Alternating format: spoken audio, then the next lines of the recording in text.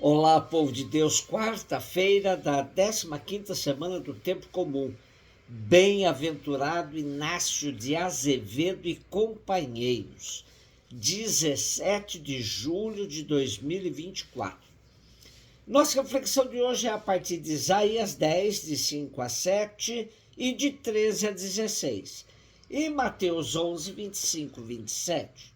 Assim fala o Senhor: Ai de Assur, vara de minha cólera, bastão em minhas mãos, instrumento de minha indignação.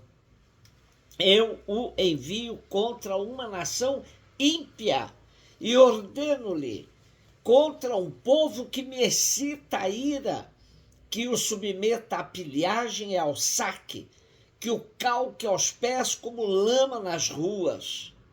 Mas ele assim não pensava, seu propósito não era esse, pelo contrário, sua intenção era esmagar e exterminar não poucas nações. Pois, diz o rei da Síria, realizei isso pela força da minha mão e com minha sagacidade, pois tenho experiência. Aboli as fronteiras dos povos, saqueei seus tesouros, derrubei de golpes os ocupantes de altos postos. Minha mão empalmou como um ninho a riqueza dos povos, e como se apanha uma ninhada de ovos, assim ajuntei eu os povos da terra, e não houve quem batesse asa ou abrisse o bico e desse um pio. Mas acaso gloria-se o machado em detrimento do lenhador que com ele corta? Ou se exalta a serra contra o serrador que a maneja? Como se a vara movesse quem a levanta e um bastão erguesse aquele que não é madeira. Por isso, enviará o dominador, senhor dos exércitos, contra aqueles fortes guerreiros, o raquitismo, e abalará sua glória com convulsões que queimam como fogo. O contexto de nosso texto de hoje retrata o período da iminente ocupação de Judá pelos assírios.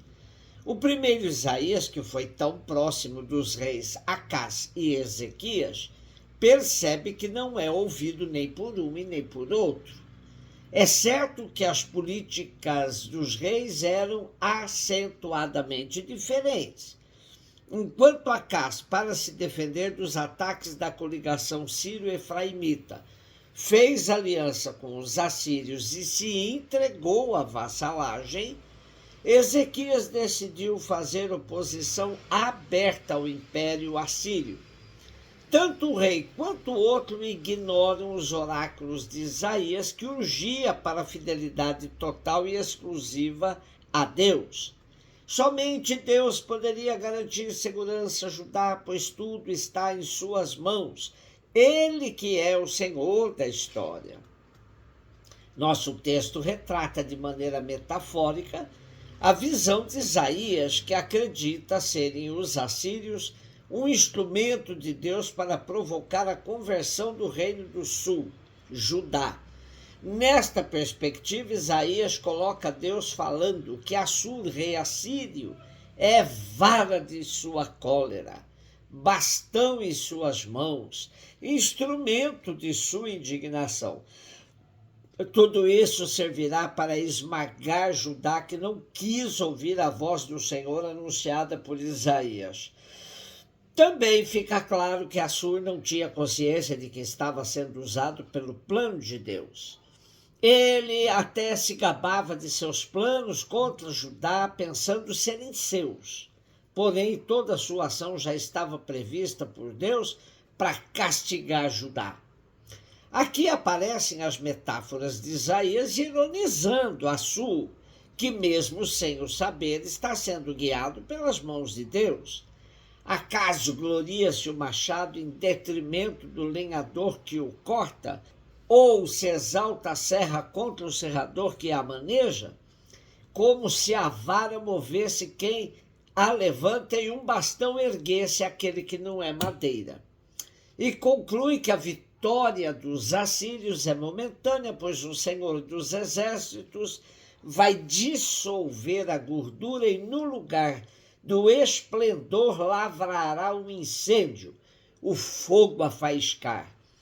A teologia de Isaías apresenta sua convicção de que a grandeza de um povo não está na política ou sabedoria humanas, mas na fidelidade aos desígnios de Deus.